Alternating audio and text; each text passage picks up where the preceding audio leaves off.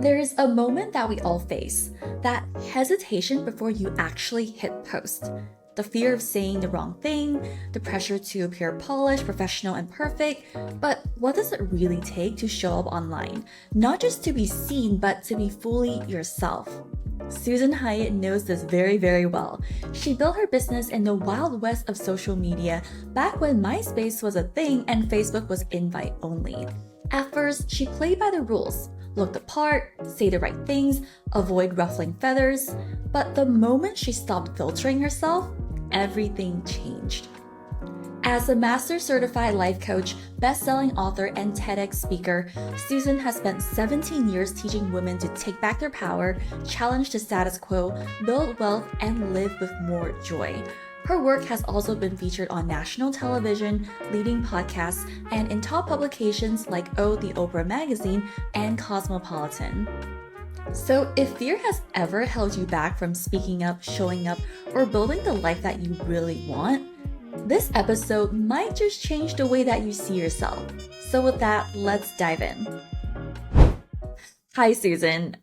What was your first experience like when it comes to posting on social media?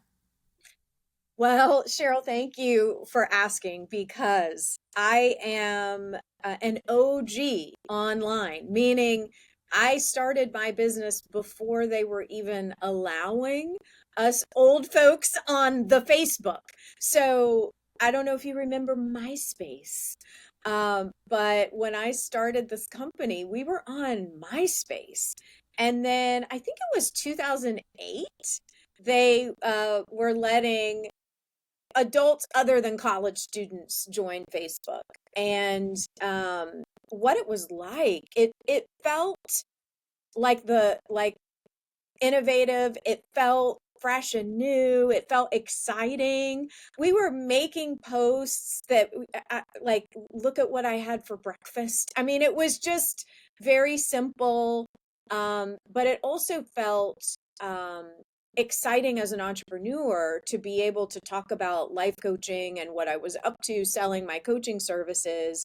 And people were paying attention and excited to be connected and talking with one another online. Mm.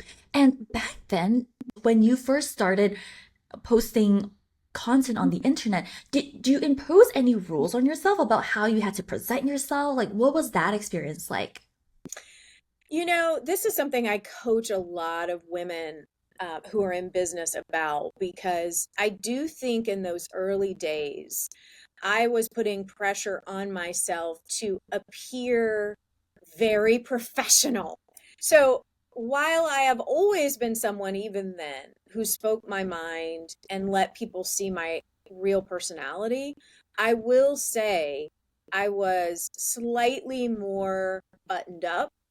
um, I chose my words a little more carefully, where I didn't allow people in the beginning to see the full range of messiness that exists when you're an entrepreneur. And so I got over it pretty quickly. It's exhausting to pretend that you are a certain way or life is 100% rosy. And what actually grew my audience was my willingness to tell the truth and to authentically share what was happening in my life. And when you say professional and like buttoned up, like was it in the photos that you were sharing? Was it coming through in the words that you were holding back on? Like give us a picture of like what did it look like to see a post from Susan Hyatt? Well, it was very positive, always super positive. But I would say back then, the way that I dressed was very different. I grew into my bolder style over the years. So you would have seen me in a crisp button down top, not showing any skin whatsoever. You would have had a pep talk from me, which isn't unlike today, but that's all you would have seen from me was a pep talk with lots of exclamation points, and just very I remember in the beginning thinking that if I was presenting myself as a life coach, then I should be presenting a version of life that was aspirational. And I think that what I quickly came to realize was that people wanted help and they wanted tools to live their best life, but that it wasn't a requirement of a life coach to pretend that their life was 100% great. Was there, I'm so curious now, like, was there a moment that led you to realize, like, exactly that, where you didn't need to present yourself in a way where your life was all that great and perfect? Like, was there a moment that made you break out of that box? I think what happened over time for me was that I'm a writer. And so I love to write and share emotion and, good writing that good nonfiction writing that connects the author to the reader is telling the truth. And so I remember early on writing a post, a very emotional post about being a rape survivor. And that wasn't something that I had shared publicly ever. And it was only through being willing to stand up for women who were victims of sexual assault by sharing my own story that kind of broke through that for me. So, and I remember talking to my loved ones and saying, I think I'm going to do this. I think I'm going to publicly tell that story. And people who loved me were afraid for me. They were like, "Oh, are you sure you want to do that? Like that's too personal or like don't, my mother was very concerned, like how will that look?" And I was like, "You know what? Like this is what women need to know, that they're not alone, and that you know, a high percentage of girls and women have are victims of sexual assault, sexual trauma." And so when I shared that story, it just really opened up a whole new phase in my business where it was like, ah, okay, this is the kind of authenticity that people want. I'm pausing because that's really, really hitting home for me. Mhm. I feel like all of us have mm, experiences or stories that are so personal and we want to keep private, but there's a Mhm. part of us that wants to share it, not because we want the attention per se, but because we Right. know it will help someone, or it will there's some resonance that it's exactly what someone needs to hear, and we don't know who or where they are, but we know someone needs to hear it. Yes. So when you shared that particular story for the first time, and you said it broke open your business for you, like what happened? Well, the first thing that happened was, and I agree with you. I just want to be clear that your your deepest, darkest moments in life are not it's not a requirement that they be consumed by the general public. I just happen to have a platform and be in an industry or a business where I felt ready to tell the story and to share it so that I could help others, not like you're saying to get attention. And so if anyone listening to this, you have things that you want to keep private, you absolutely get to keep things private. But in my own life, I felt like this was something that I wanted to share with people. And what happened immediately was, hundreds of women saying thank you, me too.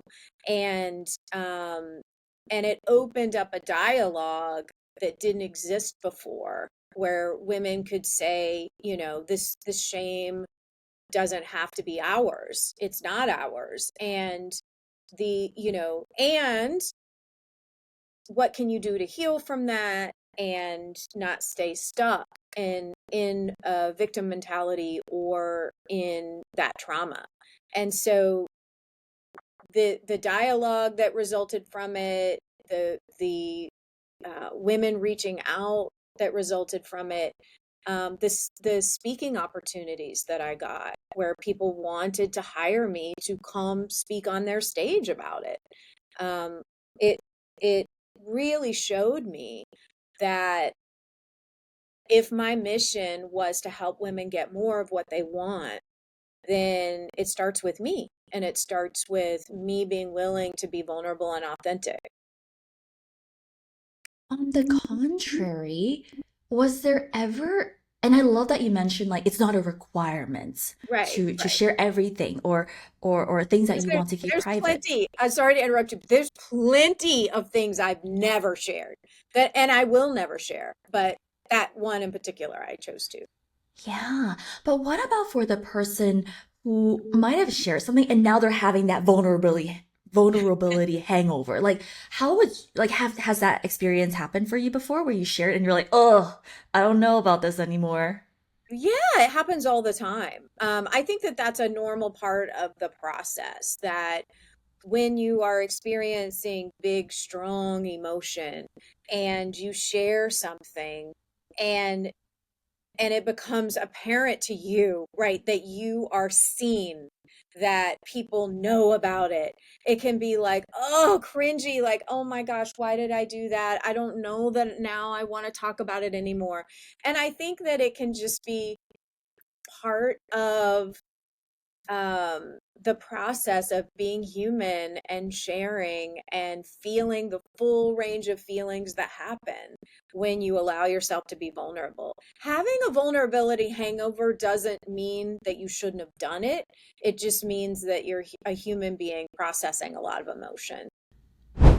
What do you feel is because and I'm saying this in the most sincere way possible, which is I love the audacity in which you show up and express yourself online because a lot of your content has really showed me like or it felt like breadcrumbs to me of like, oh, that's how I want to express myself too. I think what I'm trying to ask is like, what is the work that you had to do in order to get to this point today where you're sharing yourself audaciously, fully, expressively?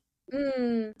Well, it doesn't happen overnight, right? So it was a gradual progression of just on any given day challenging myself to it's really deeply listening to what my audience needs and responding and what I need. Part of it is my yearning to creatively flex. So I love to write, I love to speak, and I often hear myself saying, like, what are you even saying today? Right? Like, I don't want to just be noise on the internet. I want to be helpful. I want to share.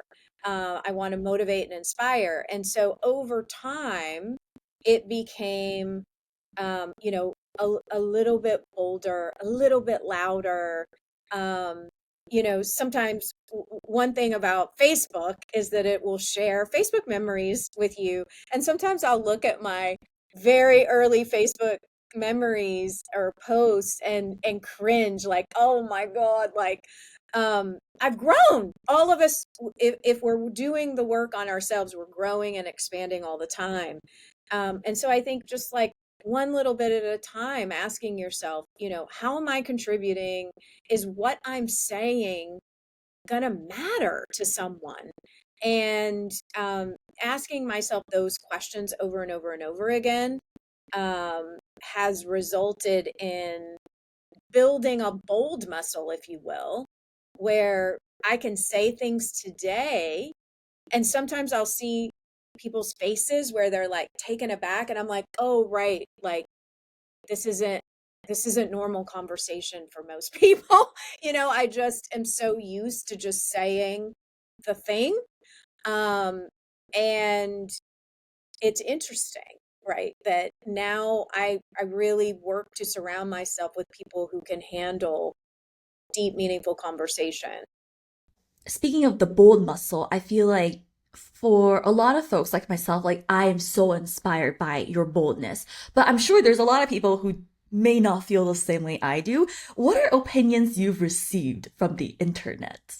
Woo! Well, it's honestly, it's a daily deluge of people's opinions, and something that I only share any sort of negative feedback that people give me if I find it to be a teachable moment. Because trust me, it's all day, every day, I'm getting feedback from mostly men who don't like my bold voice. And the opinions are, who do you think you are? Um, get in the kitchen. You're too old. Um, Mostly it's the feedback that I should use different language. So if I am cursing online or if I am too feminist for people, right? That's another one. I'm either too much of a feminist for some people and not enough of a feminist for others, right? Women really online, we really can't win. So that should never be the goal, right? The goal should be to just be true to you. So like, listen, I sleep well at night. I say what I think, I'm honest. And a lot of people have a problem with direct honesty. To receive opinions on the internet is a fear that so many people have, and it's to a point where they don't even know if they want to start that business or start that blog or start that podcast because it's so debilitating in a way. And some people will offer them the advice of, oh, but it's just an inevitable part of the journey. What are your thoughts on this? Well, I just want to point out that it is a normal and natural reaction for women to have a fear of being in the spotlight because we see over history from the beginning of time what happens sometimes to women who are put on a pedestal or who have a spotlight, whether they're a poet or a politician or a pop star, right? It is interesting to watch the experience of being a woman in the spotlight. So to what you were just saying, is it inevitable? It can be, but I want to say the good news is that typically in the very beginning, there might be one or two people saying rude things to you. And it's usually like somebody that's like, well, who does she think she is? Right. Um, Over time, it'll become strangers who have an opinion. And I think most entrepreneurs that I talk to who are afraid to say what they think, they're afraid of the people that they know more than the people they don't know. Because they're like, well, we have this everybody in our heads. What will everybody think? And that usually is comprised of like some rude uncle, like, a teacher you might have had in college, a neighbor. Like we give so much power and credit over to this collection of people who were worried that they might have something to say. And I'm just here to say that, like, you absolutely do not have to argue with anyone or explain yourself to anyone. You can have a plan or a policy that you just delete and block people who aren't respectful or who cross your boundaries. Um, and if you want to argue with them, also great, but like think through what's your plan, because what the plan can't be is that your brilliant work never sees the light of day because you're worried about your neighbor saying, who do you think you are? Okay, so I want to flip the script here because I know that although I've also received opinions from people I know and people I don't know, Mhm. I will admit that there were times when I'm the judgy person. Yeah, And we're judgy have people. have you, Susan, I'm curious now, have you been a judgy person at some point of others as well? Like if someone that you know, have you ever like found yourself like having a judgy thought? And if so, how do you reel it back in or like do you coach yourself through it? Like when you catch that, what happens next? Well, right. So all of us are humans and our brains work the same way. And so you may be scrolling and see something that causes you to think a negative thought about somebody. It doesn't make you a bad person. It just, you, right, you got to understand how to coach yourself around it. So I find myself being judgy about American politics. I have very strong opinions. And if I see someone supporting something that I think is against human and civil rights, I have to really pause. Um, so it's for me, it's usually around American politics or women's rights or um, like there's stuff that makes my eyes roll. Like, we all have those people in our feeds, right? So, but the thing to do is to pause, ask yourself, if I jump into this, right, is it helpful? Am I going to change minds? And is it taking me away from money generating business activities, spending time with my family, right? It's like really think about how you want to be spending your time and energy. And that is what gets me to not engage negatively on the internet. Now, do I try to change my opinion? There are things that I say to myself, like everybody gets to do what they want to do, Susan. Everybody gets to have their own opinion, but I also get to decide where I'm going to spend my time and energy. And it's like making a decision as to whether or not I need to unfriend, block, right? Like we can't be spending our time getting down in the muck.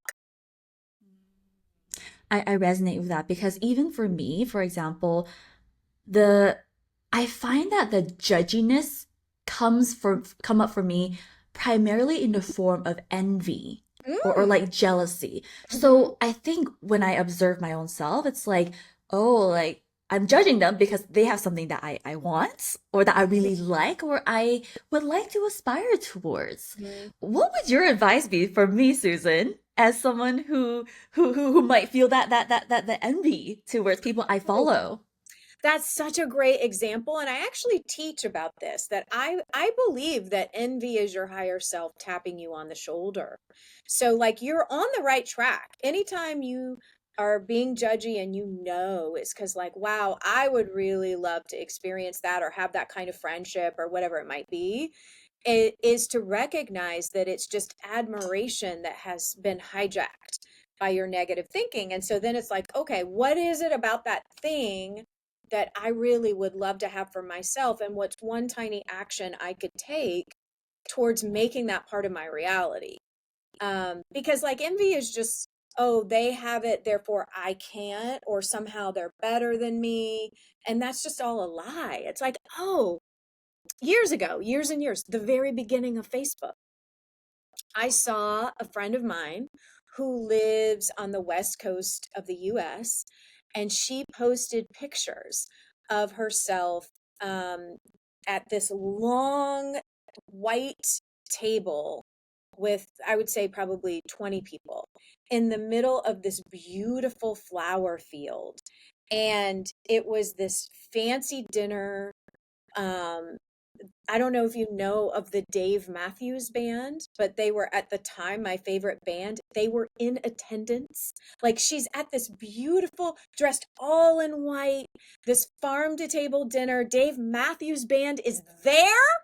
And I was green with envy. And I was like, okay, wait a minute. I'm happy for her. And I want to have a really beautiful farm to table dinner like that. So I went online and tried to find one in my area. Like, is anybody doing these? And no one was. So I decided to do one. And I created this dinner series called Girlfriends Gone Wild. And it was a farm to table dinner experience at first. I did it in my backyard. It was basically no Dave Matthews Band, but it was a replication of what I was green with envy over. And I told her, and I use that story a lot. Like, if you want that, if you crave that thing, then you have it within you to go create it, some version of it. Oh, that really resonates with me. And I'm so happy that you were able to create your version of exactly that. I think for me, the example that comes to mind is it was during COVID, which is when I started building my business and my online presence.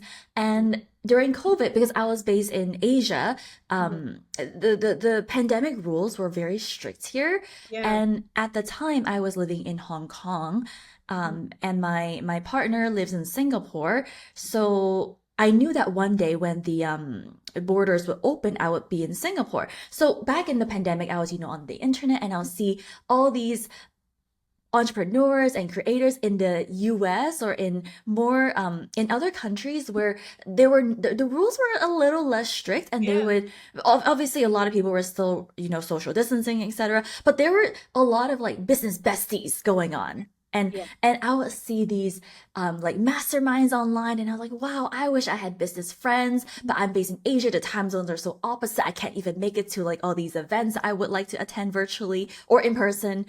And so instead, I knew that at some point I would visit my partner in Singapore. So I started looking for people on Instagram who were based in Singapore that I thought were cool. And I would Mhm. start DMing them, and I said, hey, like I just wanted to connect. Like I love what you're doing. And eventually some of those women I eventually met in person when the borders did open up. And I did go to Singapore, and some of them I even invited to my wedding in Singapore. Oh, So I, oh, I love how you talked about like create like if there's something that's piquing your envy, yes. it's a sign, and start creating ways for you to create that. And that was exactly what I did for my own friendships. So I Yes. love that example that you shared. One of my favorite pieces of content from you, Susan, is the I'm not just any life coach. That particular Instagram reel. I'm not just any life coach. I'm your rich Southern auntie. I'm your badass wing woman, something like that, right? And Yes. I remember I think that was the first piece of content I ever consumed from you. Maybe the algorithm did its thing. I don't know, but I saw it, right? Hi, I'm Susan Hyatt, and I'm a life coach. But not a life coach. Ah, yes! Let's go, girls. There's a woman in need. Stop putting yourself last, okay? This. I'm Susan Hyatt, your rich Southern auntie. I'm your bossy wing woman who's gonna help you up-level your life and bring out that bad bitch that you know already lives inside of you. Hello? Yes, hotline? What? You're undercharging? I'm just here to remind everybody that I'm the blessing. We're showing up. Yes! Yes! Yes! 17 pounds in 17 days? Kiss my ass.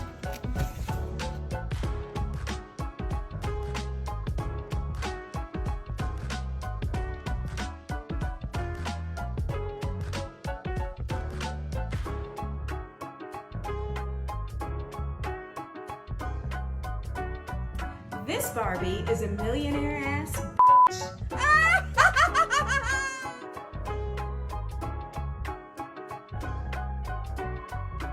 okay. When it comes to showing up online, I think there's a lot of rules and constraints that women place on themselves. What are examples of constraints that you've seen women place on themselves when it comes to showing up and expressing themselves on the internet?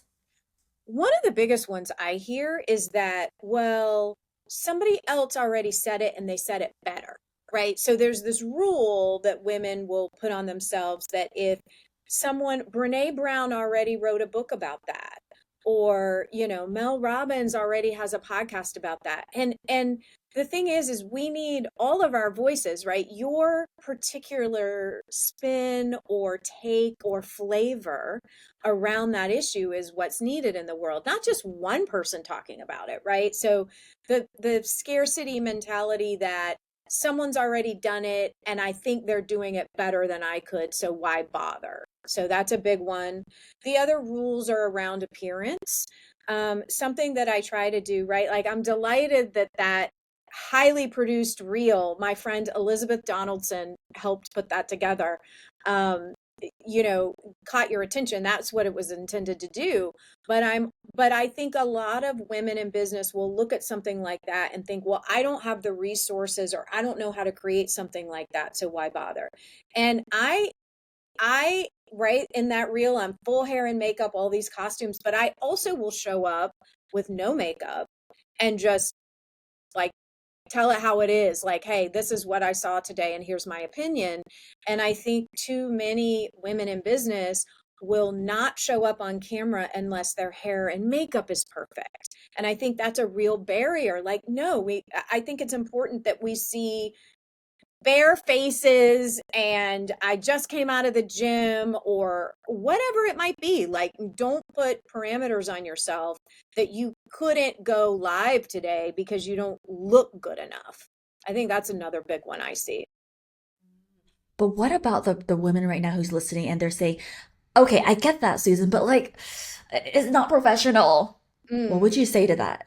Right? Remember I told you one of my earliest hangups was that I felt like I had to show up so professional, like in a suit or a button-up shirt, And I would say that I believe that belief about being professional is from the patriarchy.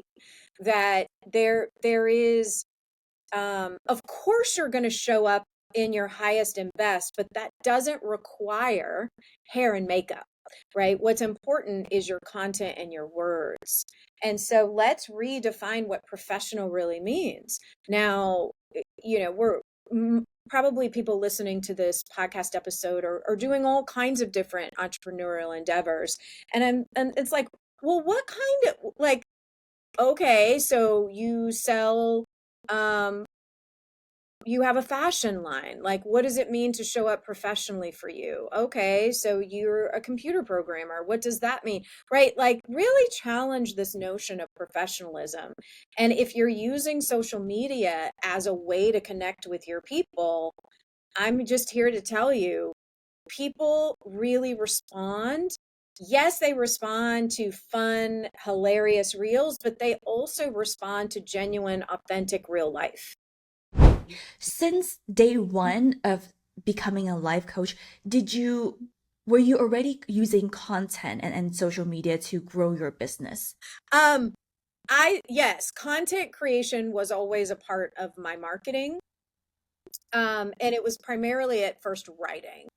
Um, although I found my first video that I ever did, and this was on YouTube. But I did a video with a camcorder, with a handheld camcorder, right back in the day. And I have on like a cardigan and I'm standing in front of a bookcase and I'm like being all professional talking about money or something. But primarily what I was creating was I was writing and sharing that writing through a newsletter that I emailed out, and I would repost certain segments of it on MySpace, eventually Facebook, and then eventually Instagram. Is that first video still on the internet by any chance? Do you It's know? it's hidden. We found it and Oh, it's hidden. And I shared actually um I shared God, it might have been last year. I found a video that a videographer did in my house. And it would have been '09. So it wasn't the very first one, but it was close.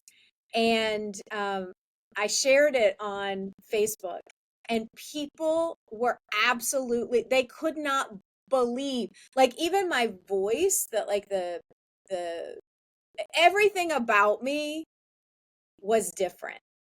I was still very peppy, but it was it was like baby Susan. Like, here's the beginning of, here's me doing very terrible, terrible videos, but just being willing to put myself out there. when you look back at baby Susan, what what do you think she got right? What she got right, and I'm so grateful to her. what she got right was that she was scared and did it anyway. She knew that she wasn't great on camera yet. She, so I was willing to just try and be like, let's just see what happens. And even those terrible videos brought me a lot of business. They were terrible. And people still were like, oh, she seems cool. let me hire her. Oh, that really that made my ears and heart like open up because back when I first started doing video, it was recently-ish. It was like 2019, and I remember I did not like the first few videos I made, so I was like, you know what? If I really want to explore using video as a tool, I want to practice. So, and back then I was working a full-time job, so I would record it like on the bus. I would record it at Yeah. the bus stop when I'm going to work. I would record it outside the office when I'm about to go in because I had these pockets of time. I couldn't really do it during the working hours. So I would practice using those pockets of time. And I really resonate with the point about how you were just willing to try because that for me was what I although I did not like my video presence back then, at least I tried, and within the constraints that I had at the time, I wanted to practice and I wanted to try. And looking back, I'm so proud of little Cheryl, like 6 year 2025 minus 20, I don't know, 6, 7 years ago. My math is not mathing today. Yeah. Yeah. I think that that's absolutely it. Like, do the best you can with what you have right now. And you had 5 minutes before you had to be in the office. Also, I think people, I know I do. I really like those little quick videos where somebody's on the train or going into the office because it's real life. This is a slightly adjacent. So very recently, I was in Florida to speak at a podcasting conference, Mhm. and I just landed at 10 p.m. the night before, and I was speaking 10 a.m. the next day. So I was very jet lagged, exhausted from the 24 hours of flying, and I did not get any photos of me on that stage. And and when I look back, I was like, darn, like I love the delivery of the presentation. I love the Q&A afterwards, but I did not get a single photo of myself. And so for me, that was like a missed opportunity. And I feel like that's something that although like I've come to peace with, I feel like a lot of women I still remember on the morning of, I was like, Cheryl, just set up your camera. It'll only take 2 seconds or 2 minutes at most to set up your camera and record yourself during your presentation. And I was like, oh, I'm too tired. Like, oh, I don't feel like it. So I feel like a lot of women, they want to, there's a lot of opportunities and it's presented to them. It's right there, but they still choose to let it pass. And that was something that I recently experienced for myself. And I wonder for you, Susan, what would your advice be to someone who there's something that they really want and they're so close to it? It might even be right in front of them, literally. But there's all these thoughts about, oh, I don't know, like it's too much, or I don't feel like it. Maybe it's all these thoughts, right? That starts to hijack the situation. What would you say to that person who's in that situation? Totally. And listen, I have absolutely been there. At that to me, like, I think everybody has experienced that where you're like, I don't really feel like it, or it's too much trouble, and then you regret it later. So the thing that I challenge myself to is like, do you want to feel proud or do you want to regret this moment? Like, put in the effort.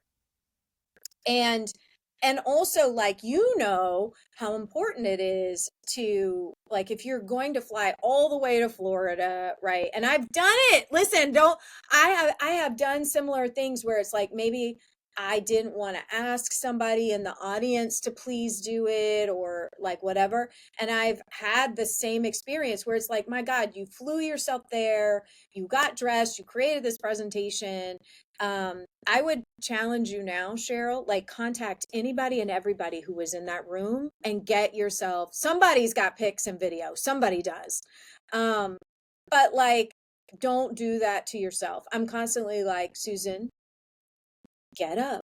Like, you're going to regret not having this documented. And like, there have been like not even business related things, but personal things where it's like I didn't bother with snapping the pic. And I always regret it. I don't delete yourself from the experience you just created. Okay, homework assignment understood. I will go do that afterwards. You go find that footage. Like somebody's got it, Cheryl. I know there has to be a way to find something of me on that stage. But I really do agree with you on the point of like, time will pass and it might pass really, really darn fast, right? And it's like, do you want to be proud of how you spent that time or do you want to regret not doing the thing that you really wanted to do? Right. And you let it slide right past you.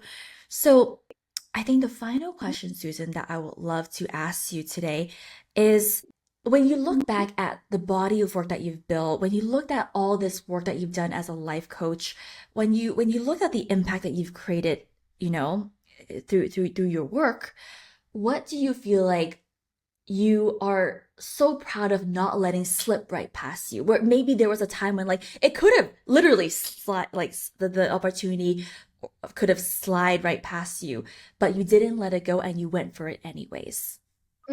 So many. The example that popped into my mind, so I'll just share it, is the woman who trained me, Dr. Martha Beck.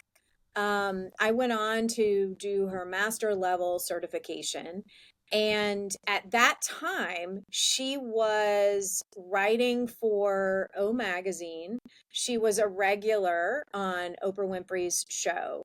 And O Magazine and IKEA wanted to do a promotion with Martha where because she has a coaching tool called the living space tool, and it's all about how like your actual living space is a metaphorical reflection of your inner world. It's a really cool tool. And they wanted her to go to every major market where there was an IKEA and give a presentation, and it would be this big promo in O Magazine. And Martha said, I don't want to do it, but I have just trained all of these master coaches and they could do it.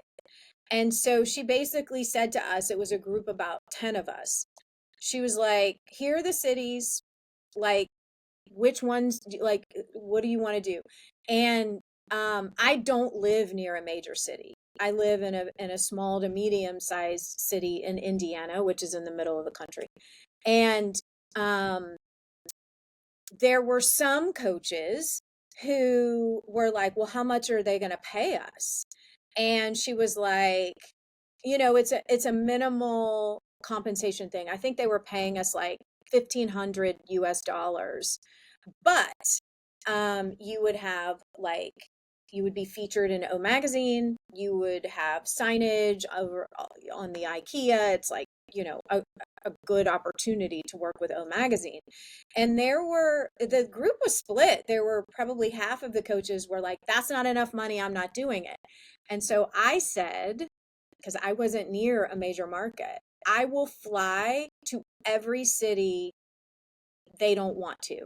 I'll take every single one that people don't want, right? So there were some coaches like, there was an LA coach who took the LA IKEA and whatever. And I had Chicago, Atlanta, Cincinnati, New York. And I paid for myself. I flew to all those cities and I was featured in all of those IKEA stores and in O Magazine. And because I did multiple locations, I developed a relationship with the O Magazine rep who attended all of them. And she was like, you're really great at this. And so then she asked me to do a promotion with Seattle's Best Coffee. And I had this, and it went on and on and on. And then eventually she invited me to speak at OU when Oprah was doing Oprah University big events all over the country.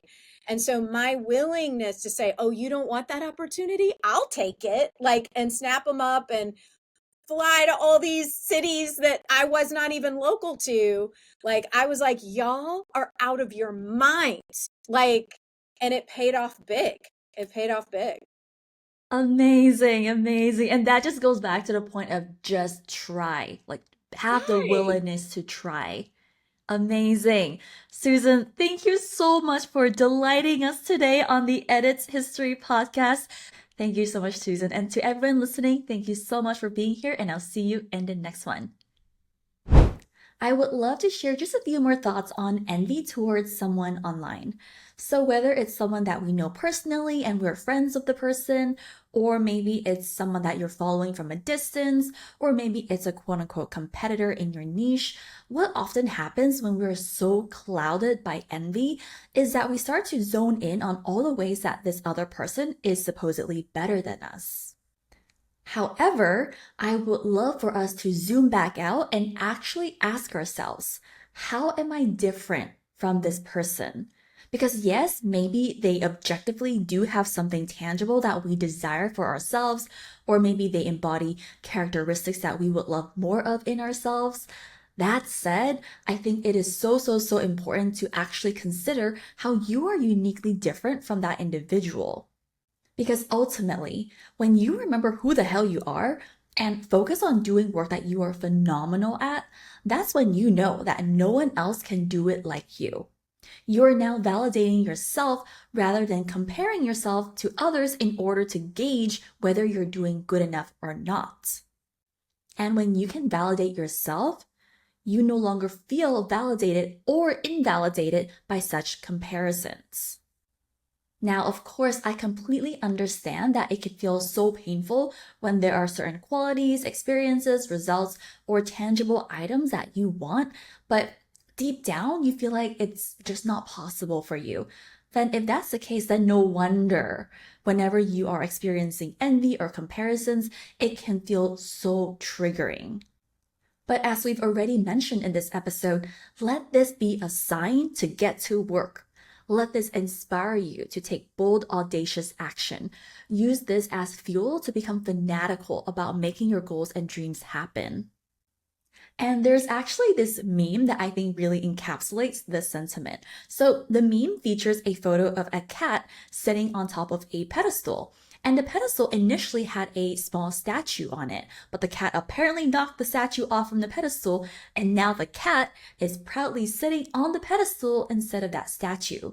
And you know what the caption for this meme says? It says, "She knocked over the little statue so she could be the statue." And that is precisely the energy I want us to be embodying here. So if there's something that you really want, go do the work and make it happen. And hey, if you want to be the one on top of that pedestal, then let's go. Knock over the statue and get your butt on top of the pedestal. Sounds good? Awesome. Let's get to work. One more thing. If you thoroughly enjoyed this episode and are eager to continue the work, I would love to recommend you to grab the Podcast Content Audit. This is a resource I've crafted to help you audit 9 different parts of your podcast content strategy and identify the specific areas that you can improve on right away to start setting your podcast apart from the rest. The Podcast Content Audit follows our signature framework to building a differentiated and timeless body of work by number 1, becoming known for your thought leadership, number 2, creating immense value for your audience, and number 3, developing your signature voice. You can get the Podcast Content Audit at CherylLau.com/audit. Again, the link is CherylLau.com/audit. Sounds good? Awesome. Let's get to work.